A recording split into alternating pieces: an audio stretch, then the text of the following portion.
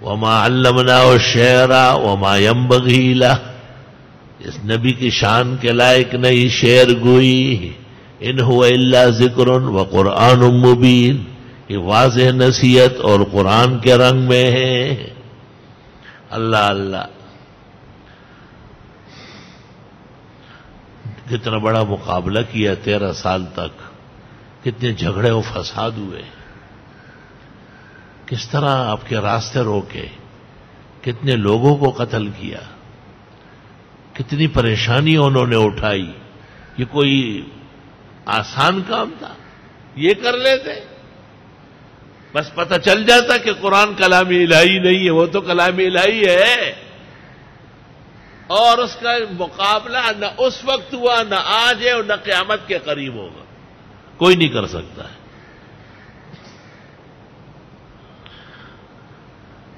کہتے ہیں کہ مسیلمہ کذاب نے وہی بنائی تھی، الفیل ملفیل وما ادراک ملفیل لہو ذنب وبیل وخرطوم طویل. تو ایک کنیز کو دیا کہ دے آؤ محمد کو. اس نے کہا یہ کیا ہے؟ کہ یہ میرے اوپر وحی آئی ہے. کہا بہت لعنتی وحی ہے، تو لعنت ہو تیری وحی پر. وحی ایسی ہوتی ہے، اس میں خدا کا کوئی ذکر ہے؟ ہاں یہ تو رہ گیا. کہا مخلوق کا کوئی تعلیم ہے؟ ہاں یہ بھی رہ گیا. کہا تو ہے کیا؟ خالی جو ہے نا ہاتھی ہے، اس کا سونڈ ہے اور اس کی دم ہے، اور کچھ بھی نہیں ہے. ہاتھی کی بھی وہ اصل جگہ رہ گئی ہے. الفیل ملفیل وما ادراک ملفیل لہو ذنب وبیل وخرطوم طویل. مسیلمہ کذاب. اور قرآن کیا کہتا ہے؟ الم تر کیف فعل ربک. دیکھو پہلے رب کے افعال کا ذکر ہوگا. باصحاب الفیل، الم یجعل کیدہم فی تدلیل، کیا ان کی تمام سازشوں کو تباہ و برباد نہیں کیا؟ دیکھیں کیسے دھمکی دے دی دشمنوں. وَأَرْسَلَ عَلَيْهِمْ طَيْرًا أَبَابِيلَ، اور چھوٹے چھوٹے پرندوں کے غول بھیجے. ترمیہم بحجارۃ من سجیل، جو سنگ گل برساتے تھے. کت کان ہے سنگ گل، بخاری کہتے ہیں سنگ گل، بخاری کا ترجمہ ہے. کت کان ہے ارمان دے جانگیری پختون سنگ دا غوڑو دا غوا دا غوڑو سر نکل واڑی. کت کان ہے خاور نہ کانے جوڑی، آگا دی کانی نہ سخ جوڑی. فجعلہم کعصف مأکول، پس کر دیا ان کو جیسے لتڑا پتڑا بھوسا. کچھ لاشیں ادھر پڑی، کچھ ادھر پڑی. اب اس کے جواب میں وہ کہتے ہیں الفیل ملفیل لہو وما ادراک ملفیل لہو ذنب وبیل وخرطوم طویل. اور سنا قادیانی نے بھی کوئی وحی بنائی تھی نا. اس نے بھی کہا کہ پہلے تو اس کی وحی بڑی عجیب ہے.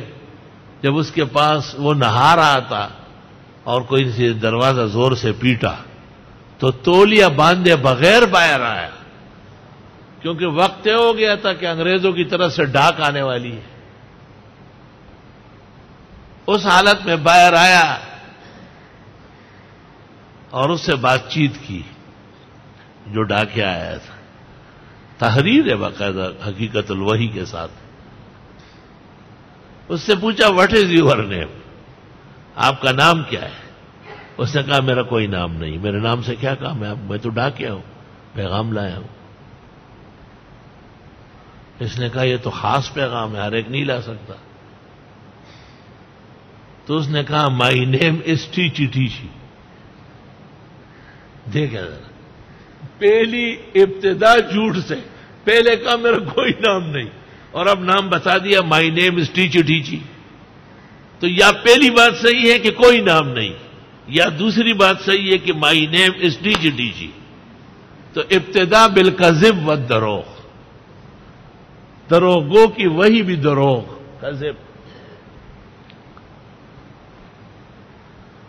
اور وہی کیا تھی؟ آئی لو یو، میں آپ سے محبت کرتا ہوں. نہ محبت، نہ مجنون اور لیلا داستان شوروش.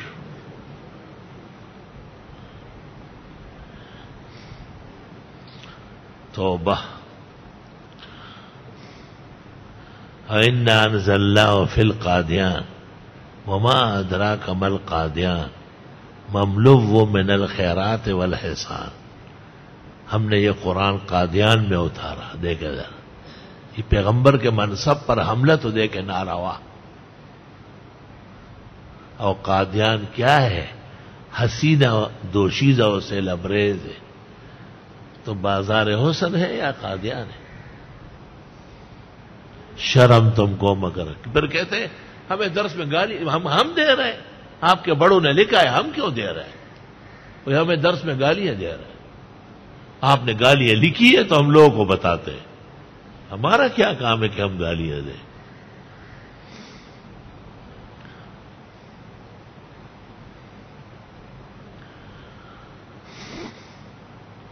لا الہ الا اللہ. میں کتابیں پڑھتا تھا استاد محترم حضرت اقدس مولانا لطف اللہ صاحب سے.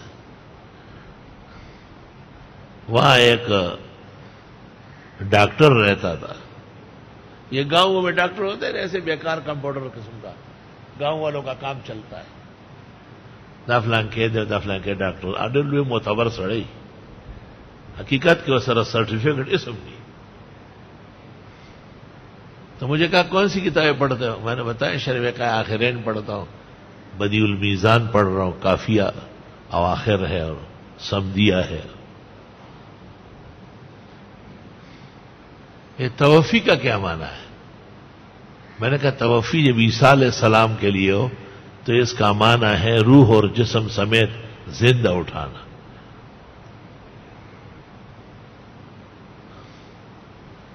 مجھے کہتے ہیں کہ سامنے پٹواری رہتے ہیں. پٹواری سمجھتے ہیں؟ وہ جو زمینوں کا حساب کرتے لوگوں کا. آپ کی 4 کنال، اس کی 8 کنال، آپ کی شرقی، اس کی غربی. تو وہاں پر وہ لکھتے ہیں نا متوفی عنہا. پھر اس سے پوچھتے ہیں کہ متوفا کا کیا معنی ہے؟ تو وہاں تو فوت کے معنی میں ہے. پٹواری کیا؟ میں نے کہا ٹھیک ہے چلتے ہیں. میں تو استاد محترم سے سب باتیں سن چکا تھا اور شوق سے پڑھتا تھا. استاد اول مناظر تھے سرحد کی زمین پر قادیانیوں کے ساتھ. اول مناظر تھے. ان سے پہلے کسی نے مناظرہ نہیں کیا مرزائیوں سے. شاہ انور شاہ کے اولین شاگرد تھے.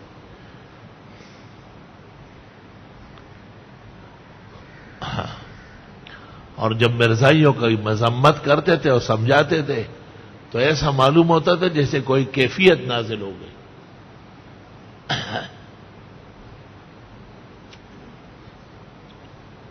اور اپنے استاد مولانا انور شاہ کے سچے جانشین و وفادار تھے.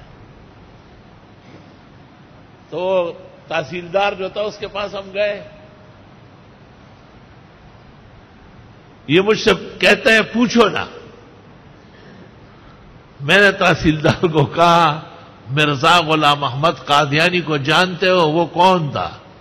اس نے کہا وہ الو کا پٹھا انگریزوں کا دم چلا تھا، مرتد کافر بیت الخلا میں مرا ہے. میں نے کہا اب دوسرا سوال آپ کریں. مجھے کہتے ہیں میں نہیں پوچھتا. میں نے کہا پوچھو پتہ چلے. یہ توفی کا معنی موت عیسیٰ کے لیے جس کذاب نے بنایا ہے اس کا حال بتا دیا پہلے. فَبُهِتَ الَّذِي كَفَرَ وَاللَّهُ لَا يَهْدِي الْقَوْمَ الظَّالِمِينَ. اس کا تو یہ خیال ہے کہ یہ پوچھے گا کہ جی تو متوفا کس کو گیا؟ مرا ہوا. تو وہ مجھے کہیں گے دیکھو عیسیٰ مرا ہوا ہے. میں کیوں ایسا پوچھوں؟ یہ مسئلہ حیات عیسیٰ کا علماء حدیث اور تفسیر کا ہے یا پٹواریوں کا ہے؟ یہ پٹوار خانہ ثابت کر رہا ہے. میں نے پہلے کہا کہ یہ مسئلہ جس نے اٹھایا ہے وہ کیسا تھا. وہ مجھ سے پوچھتے ہیں وہ ہدایت دہلا والے قادیان ہے جیسا میں آپ کا نام دیکھو سیتا اور دور واڑی دے دے ان کے لیے کیسے گئی. میں وہ بولا دل تناستے وہ عیسیٰ علیہ السلام مڑ دے. آج جو دینے دے مولیان پہ قرآن نہ پوئی، مولیان نہ پوئی گئے ڈاکٹران پہ پوئی. چا کے پھوٹا انجیکشن منڈی اور چا کے سما منڈی دے پوئی. الحمدللہ. استاد محترم نے مجھ سے کہا یار کل اس گلی میں شور تھا سچل کیا تھا؟ میں جب بھی آتا ہوں وہ ڈاکٹر یہاں مجھے تنگ کرتا ہے. کل اس سے بات چیت ہو گئی. کیا بات چیت ہو گئی؟ میں نے کہا اس طرح بات چیت ہوئی. حضرت بڑے ہنسے اور میں ماشاء اللہ ماشاء اللہ. گھر گئے ایک کتاب لے الطریف لادیب الظریف، حیران کن کتاب علم ادب کی. یہ آپ کو انعام ہے کہ آپ نے طالب علمی میں ایک مرزائی کو بے بس کر دیا. الحمدللہ. بس پھر اس کے بعد وہ ڈاکٹر نہیں دیکھا گیا کہاں چلا گیا. لوگوں کو پتہ چل گیا. دیہاتوں کے لوگ بڑے غیرتی ہوتے ہیں. حضرت الاستاد نے اس پر ایک واقعہ سنایا. فرمایا کہ میں جب دیوبند سے آیا، پاکستان سے بہت پہلے 1927 کے فاضل تھے وہ، تو کہا یہاں اس طرح ایک شخص تھا اور وہ کسی اسکول میں ہیڈ ماسٹر تھا اور یہاں جہانگیرے میں ٹھہرا ہوا تھا. کہا وہ مجھے کبھی مباہلے کی چیلنج کرتے، مناظرہ تو نہیں کر سکتا تھا، عالم نہیں تھا. کہتے ہیں مباہلہ کرو. مباہلہ اس کو کہتے ہیں کہ وہ بال بچوں اور یہ بال بچوں سمیت باہر آئے اور دعا کر لے کہ یا اللہ ہمیں جو جھوٹا ہے اس کو ہلاک کر دے. تو حضرت فرماتے تھے کہ علماء نے لکھا ہے کہ مباہلے کی کچھ شرائط ہے، ان شرائط کا خیال رکھنا چاہیے. بظاہر وہ شرائط پوری نہیں تھی تو میں بچتا تھا اور میں فکر مند بھی تھا کہ اس طرح میرے بچنے سے کہیں اس کافر کو کچھ فائدہ نہ پہنچے. فرمایا میں بہت زیادہ فکر مند ہو گیا اور فرمایا میں نے پورا دن مسجد میں گزارا اور اللہ تعالی سے مدد مانگی. کا خواب میں حضرت الاستاذ مولانا انور شاہ کو دیکھا. فرمایا کرو مباہلہ تم ہی کامیاب ہوں گے. کہا بس میں نے وضو کر کے نماز پڑھائی لوگ اور میں نے کہا بس اس کو بلاؤ آج مباہلہ ہے. کہا احتیاطاً تھانیدار بھی آیا، پولیس آئی. انہوں نے مجھ سے پوچھا کیا کریں؟ میں نے کہا کوئی سی بات نہیں ہے، یہ مرزا غلام احمد قادیانی کو نبی کہتا ہے اور امت کا فیصلہ ہے کہ وہ کافر مرتد تھا. آج اس سے اس بارے میں آخری دعا ہے.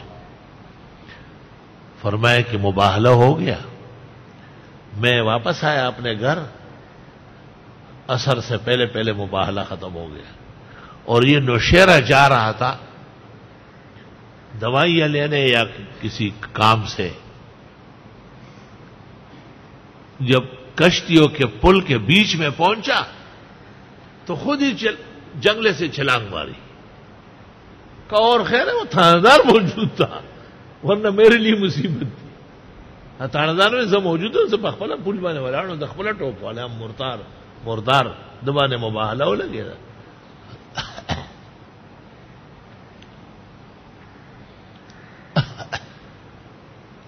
حضرت بڑے زارو قطار روتے تھے اور فرمایا شاہ صاحب مجھے خواب میں تب آئے، پہلے اس کا فیصلہ اللہ تعالیٰ سے کرا چکے تھے کہ اس کو غرق کرنا ہے. اور فرمایا شاہ انور شاہ عجیب مناظر اور عالم ربانی تھے، انتقال کے بعد بھی کام میں لگے ہوئے. کہا مجھے کہا لطف اللہ مت ڈرو، کرو مباہلہ، آپ ہی کامیاب ہوں گے انشاءاللہ. کہا تم لوی خوب میولے جدھر ٹول پاکستان مرزایان سر مباہلہ کرو. حضرت فرمائے